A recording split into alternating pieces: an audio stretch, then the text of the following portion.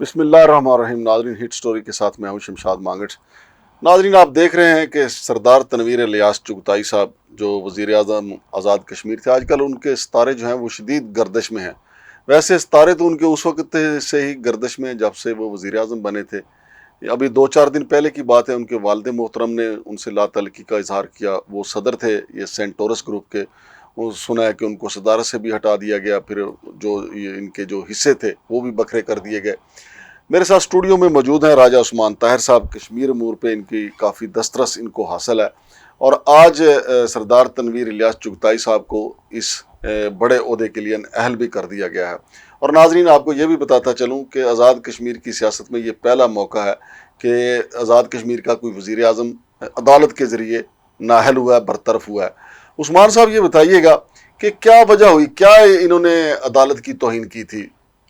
मांगट साहब, सबसे पहले तो मैं आपको बताता चलूँ कि वीरम तनवीर इलियास जो हैं, इन्होंने मुतअद्दिद ऐसे मौक़ों पे अदलिया के ऊपर तनकीद की, बल्कि 3-4 दफ़ा खुल्लम खुल्ला इन्होंने, और गुज़श्ता रोज़ पार्लियामेंट हाउस में जो जॉइंट सेशन था वहाँ पे भी गए हुए थे। वहाँ बाहर सहाफ़ियों से उन्होंने यही गुफ्तगू की कि मैं जहाँ जाता हूँ और धुआं निकाल देता हूँ, मैं जहाँ पाँव रखता हूँ धुआं निकलता है। और इनका ये कहना था कि रमज़ान के बाद हम धुआं निकालेंगे, और वो भी पुंछ की धरती से और रवलाकोट से। रवलाकोट के जो लोग हैं, पुंछ के लोग हैं, वो धुआं निकालने में बड़े तेज़ हैं। अब इनका डायरेक्टली जो मकसद कहने का था वो अदलिया को ये तनकीद कर रहे थे अदलिया के ऊपर, क्योंकि इससे पहले भी अदलिया के ऊपर ये तनकीद कर चुके हैं। इनका बेसिक मौक़िफ़ ये था कि हम जो भी स्टे ऑर्डर अपना देते हैं, किसी की ट्रांसफ़र पोस्टिंग करते हैं, तो अदालतें उसके ऊपर स्टे दे देती हैं। अदालतें ये नहीं देखती हैं कि ये मेरिट पे है या नहीं है। और एक और उन्होंने बात कही थी कल गुज़श्ता रोज़ के, अदालतें जो है ना, सड़क चलते कोई शख्स अगर अदालत में चला जाए तो उनको भी स्टे ऑर्डर उनको मिल जाता है। तो उनका ये कहना था कि जो अदालतें हैं, जो जजेज़ हैं, वो अपनी डोमेन में रहें, वो अपनी हदें क्रॉस कर रहे हैं। अब ये इन्होंने एक दफ़ा नहीं, मुतअद्दिद बार इन्होंने इन अल्फाज का जो है ना वो इस्तेमाल किया जजों के ख़िलाफ़। और इससे पहले भी असम्बली में भी उन्होंने, कानून साज़ असम्बली का जो गुज़श्ता साल बजट इजलास था, उसमें भी उन्होंने एक तकरीर की थी। उसमें इन्होंने यही कहा था कि जजेज़ अगर अपने डोमेन में नहीं रहेंगे तो वो हम उनको फ़ारग भी करेंगे, उनके खिलाफ रेफरेंस भी लाएंगे, और वो अपनी नौकरियों से भी जाएंगे। लेकिन मुझे राजा साहब ये बताइए कि इन्होंने जो कहा कि मैं पाँव रखता हूँ धुआं निकाल देता हूँ, या मैं जिधर जाता हूँ धुआं निकाल देता हूँ, यार इसमें जजों का क्या ताल्लुक है? ये भी तो हो सकता है ना, वो ये कहें कि मेरी गाड़ी का इंजन कमजोर है, मैं जिधर जाता हूँ धुआं मारता हुआ जाता हूँ। नहीं, देखे तशरीह में तो ये बात कही जा सकती है ना, या ये भी कह सकते हैं कि ये नाम मांगट साहब, तनवीर इलियास की गाड़ी धुआं मारे ये मुमकिन ही नहीं है। वो तो हेलीकॉप्टरों में सफ़र करते हैं जी, हेलीकॉप्टरों में सफ़र ओ भाईजान, जब बुरा वक्त आ जाए ना, बड़े बड़ों की गाड़ी धुआं मार देती है। आजकल तो इनके वालिद जो है, देखे ना, जो इनका अपने घर से बददुआएं लेके चलते हैं, तो इनकी गाड़ी तो धुआं मारेगी। अच्छा, इसमें खास बात ये है मांगट साहब की अदालत ने इनको 3 वीडियो क्लिप्स दिखाए वहाँ अदालत में। इनको कहा जी कि ये आपके बयानात हैं। इन्होंने वहाँ इकरार जुर्म किया, इन्होंने कबूल किया, इन्होंने कहा जी बिल्कुल ये मैंने कहा है। मतलब इन्होंने वहाँ अगर ये इनकार कर दे कि मेरे कहने का मकसद ये नहीं था, ये था, वो था, फलां था, लेकिन जब ये जैसे मैंने तशरीह किया ऐसा जी जी जी जी जी इन्होंने वहाँ इकरार किया कि जी मेरा कहने का मकसद यही था। जब उन्होंने कहा जी कि फिर आप जुर्म का इर्तिकाब कर रहे हैं, तो इसका मतलब है कि आप ने ये जुर्म किया है और तौहीन अदालत की है। जब तौहीन अदालत का इकरार हो गया वहाँ पे, उन्होंने कहा जी की है। उन्होंने कहा जी मैंने की तो है, लेकिन माफ़ी चाहता हूँ। उन्होंने कहा जी माफ़ी शाफ़ी कोई नहीं भाई, एक मौका होता है, 2 होते हैं, 3 होते हैं, मुतअद्दिद दफ़ा जो है ना, आपने अदालतों को कहा है जी के, और जजेस को कहा है कि आप अपने डोमेन से बाहर आके खेल रहे हैं और अपने डोमेन में रहें। तो अब जजों का पारा भी नामला बात है, जजेस जो है वो। राजा साहब, ये देखिए, आप मुझे ये बताएं कि आज़ाद कश्मीर बिल्कुल हमारे साथ ही है, हमारी शाहरग है। बिल्कुल। इधर पाकिस्तान में देखें कि जजों के जनाब अली हमारे सियासतदानों ने अपने सींगों पे उनको उठाया हुआ है। खास तौर पे आप देखें ना, मुस्लिम लीग नून जो है, मरियम बीबी जो है, आजकल वो बंदियाल चीफ जस्टिस के अलावा किसी और हवाले से बात ही नहीं करती। लेकिन इधर हमारे यहाँ जो कानून है, हमारा तौहीन अदालत का कानून जो है, वो बिल्कुल लंबी तान के सोया जैसे सत्तू पिया हुआ है। और इधर मुजफ्फराबाद पहुंचे आप तो आपका वजीर आजम जो है वो, उसको आपकी हाई कोर्ट जो है वो पकड़ लेती है कि आपने तौहीन अदालत किया है। तो ये बिल्कुल साथ साथ है और कानून 2 मुख्तलिफ हैं। नहीं, मांगट साहब, मुख्तलिफ इसलिए नहीं है। आज़ाद कश्मीर में बड़े अरसे बाद जजों ने कोई बड़ा अहम कारनामा सर अंजाम दिया, मैं समझता हूँ। और एक ये हाई कोर्ट का ये बहुत एक तारीखी इकदाम है। और इसके साथ साथ इनको हाई कोर्ट ने भी तलब कर रखा था और सुप्रीम कोर्ट ने भी तलब कर रखा था। अब मौसूफ जो है वो सुप्रीम कोर्ट में तो देर से पहुँचे। पहले इन्होंने पहुँचना था वहाँ 12 बजे, तो 12 बजे पहुँच नहीं सकें। फिर इनको 2:30 बजे तलब किया था, 2:30 बजे भी नहीं पहुँच सकें। तो 2:30 बजे जो ही जजेस को पहले इन्होंने बताया गया कि पीएम साहब हॉस्पिटल में। अब वो फिर इसी दौरान वो दरवाजे से इंटर हो गए, यानी कोर्ट में आ गए।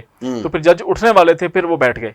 तो वहाँ उन्होंने इस्तफसार किया इनसे कि भाई ये क्या मामलात हैं, आप हमारी डोमेन से अंदर आ गए हैं। आप जो chief justice supreme court Azad Kashmir हैं, राजा सईद अकरम साहब, इन्होंने कहा जी मैं माफ़ी मांगता हूँ, और मैं जनाब ये सुप्रीम कोर्ट ने कम से कम ये किया है कि इनको 2 हफ्ते की मोहलत दी है कि आप अपना तहरीरी जवाब जो है वो जमा कराएं। यानी अभी वज़ीर आज़म है? नहीं, अभी नहीं है। जबकि हाई कोर्ट का मैं बताता हूँ, हाई कोर्ट ने ये किया है कि जो हाई कोर्ट का फैसला है, अभी उनका तफसीली फैसला जारी हो गया, जिसमें उन्होंने ये कहा है कि ये तनवीर इलियास साहब को 2 साल के लिए नाअहल करार दिया जाता है। 2 साल तक ये आज़ाद कश्मीर की कानून साज असम्बली के मेंबर नहीं बन सकते हैं, और जैसे ही जुर्म का इर्तिकाब होता है, कोई मुजरम बन जाता है, तो फिर वो नाअहल हो जाता है। तो जैसे ये नाअहल हुए हैं तो इनके वज़ारत उज़्मा जो है ये उससे भी हाथ धो बैठे हैं।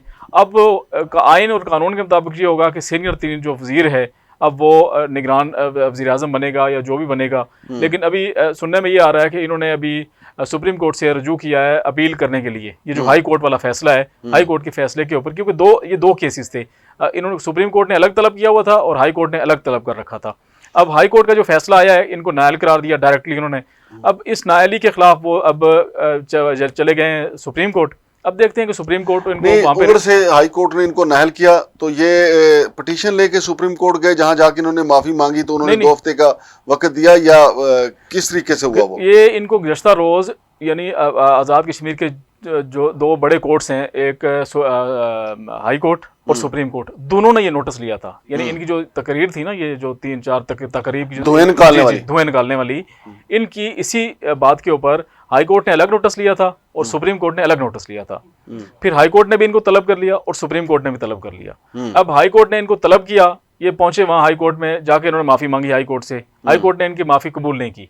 हाई कोर्ट ने जो चीफ जस्टिस साहब हैं, सदाकत राजा साहब, उन्होंने इनसे इस्तफसार किया कि आप ये बताएं कि ये वीडियो क्लिप्स आपके हैं। उन्होंने कहा जी मेरे, ये बात आप कर रहे हैं? उन्होंने कहा जी मैं कर रहा हूँ। इसका मतलब है कि आप फिर इर्तिकाब कर रहे हैं कि आपने एक जुर्म किया है, तौहीन अदालत की है। फिर उसके बाद तहरीरी फैसला जारी हुआ हाई कोर्ट आज़ाद कश्मीर की जानिब से कि इनको नाअहल करार दिया जाता है 2 साल के लिए। ये नाअहल आप राय साहब क्या समझते हैं कि इन्होंने आज खुद ये सारा कुछ इकरार करके जल्दबाजी नहीं की? अदरवाइज तो जो तौहीन अदालत की कार्रवाई है उसके बड़े प्रोसेस होते हैं, फर्द जुर्म आयद होती है, जिरा होती है, वकील अपना मौक़िफ़ पेश करते हैं, तो ये खुद ही जाके सब कुछ मानते रहे? मांगट साहब, इनके जो मुशीरान है ना, उन्होंने इनको मरवाया, सच्ची बात है। ये अगर आज कोर्ट में पेश ना भी होते ना, अपने किसी वकील को या किसी मुशीर को या किसी और शख्स को, अपने नुमाइंदे को ये वहाँ भेज सकते थे, वहाँ जाके अपना एक तहरीरी जवाब जमा करवाते, और उसके बाद इनको टाइम मिल सकता था, आगे 2-4-6 हफ्तों का टाइम मिल जाता कि हमें आप मजीद टाइम दें जी। इनको टाइम कम से कम ईद तो बतौर वज़ीर आज़म करते हैं। हाँ, ईद। अब ये इनको ईद नसीब नहीं हुई बतौर वज़ीर आज़म। अब ये हाई कोर्ट का फैसला तो आ गया है। अब जो मैं आपको जिस तरह पहले बता रहा था कि दो जगहों पे इनको तलब किया गया था, यानी हाई कोर्ट में, सुप्रीम कोर्ट में। अब जब हाई कोर्ट से ये कन्विक्टेड हो गए, इनको सज़ा हो गई, तो फिर इन्होंने ये पहुँचे अपने जो इनको सुप्रीम कोर्ट ने तलब किया था उसमें। सुप्रीम कोर्ट में इनको ये रिलीफ कम अज़ कम मिला है कि इनको 2 हफ्तों का उन्होंने टाइम दिया है कि आप 2 हफ्तों में अपना तहरीरी जवाब जमा करवाएं। जो आपने जजों से धुआं निकालने वाली जो बात की थी, इस हवाले से अपना तहरीरी जवाब जमा करवाएं। वैसे धुएं के हवाले से इन्होंने अदालत में क्या कहा है? इन्होंने यही कहा है कि ये बात मैंने की है और इसी हवाले से की है, और डायरेक्टली अदलिया के और जजों को मैंने रिमार्क्स पास किए हैं कि जी मैं धुएं निकाल दूंगा, मैं धुआं निकाल दूंगा। और कल भी इन्होंने ये कहा था कि मैं जहाँ कदम रखता हूँ वहाँ से धुआं निकलता है। और ख़ासकर इनका तल्लुक पुंछ से है, रवलाकोट से, तो कहते हैं जी कि अभी रमज़ान का महीना है, तो रमज़ान के महीने के बाद जो पुंछ के लोग हैं वो धुआं निकालने में बड़े माहिर हैं, और रवलाकोट से धुआं निकलेगा।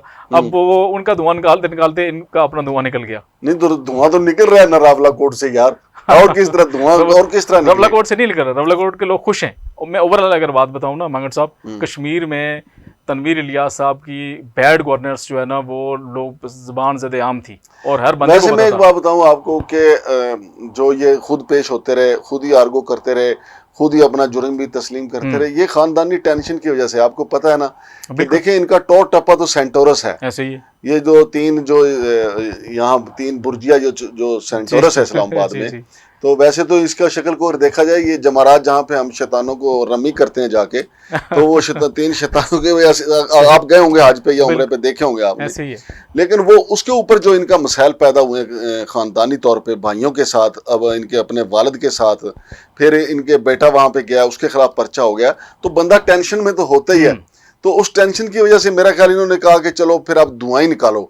हालांकि कल शमशा मांगट साहब, ये कल इन्होंने फैसला किया था जब ये नोटिस हुए थे हाई कोर्ट की जानिब से और सुप्रीम कोर्ट की जानिब से, शाम को इनके तर्जुमान की जानिब से एक प्रेस रिलीज भी आ गई थी कि ये कोर्ट में पेश नहीं होंगे। लेकिन रात गए फिर एक इन्होंने दोबारा प्रेस रिलीज जारी कर दी कि कल जो है ना वज़ीर आज़म साहब कोर्ट दोनों कोर्ट्स में पेश होंगे। ये रात गए फैसला हुआ है, रात गए इनकी बैठक हुई है, अपने मशीरान से, कानूनी माहिरीन से इन्होंने मशावरत की होगी। उन्होंने कहा होगा जी आप पेश हो जाएं, नहीं पेश होंगे तो पता नहीं ये उन्होंने डराया धमकाया होगा। लेकिन हम ये समझते हैं कि अगर ये पेश ना होते तो इनकी चांस था कि बच जाते, मतलब इनको आगे टाइम मिल जाना था। लेकिन अगर आप ये देखें, मुझे तो ऐसा लगता है कि जब से इन्होंने तौहीन शहबाज शरीफ की है उस वक्त से इनके सितारे ज्यादा गर्दिश में आए हैं। ऐसे ही तो जो देखे ना शहबाज शरीफ ने कौन सा और पाकिस्तान में कौन सा गैर आईनी काम है जो नहीं हो पा रहा, इसके बावजूद शहबाज शरीफ की कुर्सी कैमो दायम है। तो इन्होंने तो सिर्फ धुएं निकालने की बात की है तो अपनी कुर्सी गवा बैठे हैं। आप समझते हैं कि इनको सियासी इंतकाम का निशाना बनाया जा रहा है? तनवीर इलियास साहब को मेरे ख्याल से नहीं सियासी इंतकाम का निशाना बिल्कुल नहीं बनाया जा रहा है। इनको देखें बेसिक तौर के ऊपर अगर देखा जाए, बैकग्राउंड देखा जाए, ये उठ के आए हैं कॉर्पोरेट सेक्टर से। अब इनको सियासत के वो जो रमूज हैं, वो तरीकाकार हैं, वो इनको समझते हुए एक अरसा एक टाइम लगेगा। तो सारे जो मतलब बाज़ जगहों पे ऐसी ऐसी बातें कर जाते हैं कि वो मौके नहीं होते हैं बातें करने के, वो फिर इनके गले पड़ जाती हैं। बहुत सारे ऐसे मौके हुए हैं। देखें जिस तरह वज़ीर-ए-आज़म पाकिस्तान शहबाज शरीफ साहब से इन्होंने मीरपुर मंगला के मकाम पे एक तकरीब में उलझ पड़े, हालांकि वो बिल्कुल वो मकाम नहीं था कि आप उनसे उलझते, आपने कोई बात करनी थी किसी और तरीके से, किसी और जगह पे और फिर उसका बुरा इम्पैक्ट जो है पूरे सेंटोरस पे पड़ा, यहाँ पे ये सील हो गया और फिर जो कारोबारी लोग हैं वो मुतासर हुए। बिल्कुल ऐसे ही है। जब कारपोरेट सेक्टर से एक बंदा उठ के फौरी तौर के ऊपर उसको इतना बड़ा ओहदा मिल जाए, वजारत उज़्मा मिल जाए और बंदा फिर हवाओं में उड़ना शुरू हो जाए कि मैं पता नहीं कि बहुत तोप चीज़ हूँ, मेरे अलावा तो कोई है ही नहीं, तो फिर इसी जोम में इन्होंने कहा जी ये अदालतें क्या हैं जी, अदालतों को मैं दबाऊंगा, मैं ये बात करूंगा, मैं उनको नौकरी से निकालने की धमकी दूंगा, वो दबाव में आ जाएंगे और इसके बाद जो हम ऑर्डर शार्डर करेंगे, लोगों के ट्रांसफ़र पोस्टिंग करेंगे तो वो उसके ऊपर अदालतें स्टे नहीं देंगी। हालांकि अगर देखा जाए मांगड़ साहब तो इनके अपने जो कैबिनेट के लोग हैं, यानी अपने इनके 2-3 ऐसे लोग हैं जो इनके बड़े करीबी हैं, वो स्टे ऑर्डर के ऊपर चल रहे हैं। मतलब इनको वो स्टे ऑर्डर नज़र नहीं आ रहे हैं कि जो उन्होंने स्टे ऑर्डर लेके रखे हुए हैं अदालतों से। एक अमजद परवेज साहब है, उन्होंने वो 3 उन्होंने स्टे ऑर्डर लिए हुए हैं। अब वो इनके कहा यह जा रहा है कि वो सुपर वज़ीर आज़म, मतलब वज़ीर आज़म के बाद सारा निज़ाम वो संभालते हैं, वो देख रहे हैं, तो अब वो भी स्टे ऑर्डर के ऊपर चल रहे हैं। तो जब ऐसी सूरत हाल होगी तो फिर इस तरह कैसे, तो क्या चांस है इनको भी कुछ स्टे मिल जाए 2 हफ्ते बाद? चांस हो सकता है अदालतों का। वैसे ये जो आज का फैसला है अदलिया का, ये आज़ाद कश्मीर भर में इसको सराहा जा रहा है। लोग बड़े खुश हैं कि आज़ाद कश्मीर अदलिया ने अपनी जो है ना वो उनकी इज़्ज़त में बेपनाह इजाफा हुआ है, जजों की इज़्ज़त में, अदलिया की इज़्ज़त में। देखें एक शख्स इतनी बेतौकीरी करे अदालतों की, जजेस की, तो फिर आप उसको फिर छोड़ दें, तो मैं समझता हूँ कि ये तो फिर अदलिया की बेतौकीरी हुई कि अदालतें छोड़ दें उनको। बहुत शुक्रिया जनाब राजा उस्मान ताहिर साहब, आपने इसका पस मंज़र बताया। तो मेरी दानिश में तो सबसे पहले जनाब सरदार तनवीर इलियास चुगताई साहब को चाहिए कि अपने अब्बा जी को राज़ी करें, उनसे माफ़ी तलाफ़ी करें। बेशक सारी जायदाद का हिस्सा छोड़ दें लेकिन अपने वालिद साहब को ना गंवाएं, अपने भाइयों को सब कुछ दे दें। ये सब कुछ चूँकि यहीं पर रह जाएगा। और मैं तो ज़ाती तौर पर यह समझता हूँ कि उन्होंने अपने अब्बा जी को गंवाया है। तो देख लें, पहले उनकी सेंटोरस की वजारत चली गई, अब उनकी वजारत उज़्मा भी चली गई। फिर उसके बाद उन्होंने 1 साल में जो कुछ सीखा है उससे उनको इबरत हासिल करनी चाहिए। उनको ये सीखना चाहिए कि सियासत में कैसे चलना है, धुआं निकालना है, मुखालिफ का धुआं कैसे निकालना है और अपने साथ बैठे हुए बंदा जो साजिश कर रहा है उसका कैसे धुआं निकालना है। तो सरदार तनवीर इलियास साहब, मैं तो ये कहूँगा कि आपने अपना ही धुआं निकाल लिया है। तो ये कोई आपकी सियासत अच्छी नहीं है कि आप अपना ही धुआं निकाल के घर बैठ जाएं। सेंटोरस में भी आपका अपना धुआं निकल गया और वजारत उज़्मा में भी आपका अपना धुआं निकल गया, यानी दोनों वजह से। सेंटोरस में भी अल्लाह ने आपको बड़ी इज़्ज़त दी, फिर आप वज़ीर आज़म बन गए, अल्लाह ने बड़ी इज़्ज़त दी, लेकिन आपको इन दोनों बड़े ओहदों के ऊपर जो है बैठ के अच्छी परफॉर्मेंस दिखाना चाहिए थी, ना कि धुआं मारना चाहिए था। धुआं तो पुरानी गाड़ियां मारती हैं, आपकी पुरानी गाड़ी थोड़ी है। जैसा कि मेरे भाई ने कहा कि उनके पास तो ऐसी गाड़ी होती नहीं है कि जनाब जो धुआं मारे, और ना ही आप अंगारों पे पाँव रखते हैं कि नीचे से धुआं निकले। बहरहाल शायर ने क्या खूब कहा था, ये धुआं सा कहाँ से उठता है। अब तो सरदार तनवीर साहब ही बताएं कि ये धुआं सा कहाँ से उठता है। बल्कि सरदार तनवीर इलियास साहब को हो सकता है कि इंडियन तेलुगु फिल्मों वाले ले लें और इनका वो कदम दिखाएं जहाँ ये रखते हैं तो वहाँ से धुआं निकलता है। बड़ा सुपर डुपर उठी ये फिल्म होगी। देखते हैं कि उनका मुस्तकबिल क्या होता है। शमशाद मांगड़ और राजा उस्मान ताहिर साहब को इजाज़त दीजिए। अल्लाह हाफिज़।